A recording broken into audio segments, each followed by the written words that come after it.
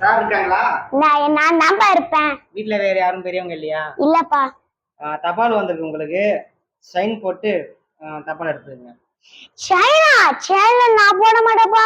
எந்த register தபாலுங்க? Sign போட்டாதான் தபாலை கொடுக்க முடியும். சைன்லாம் போட மாட்டேன். எங்க அப்பா அம்மா எல்லாம் திட்டுவாங்க. அப்ப எப்படி நான் வந்து தபால் உங்களுக்கு கொடுக்க முடியும்? நான் சைன்லாம் போட மாட்டேன். சரி, தபால் ரிட்டர்ன் பண்ணிட்டா?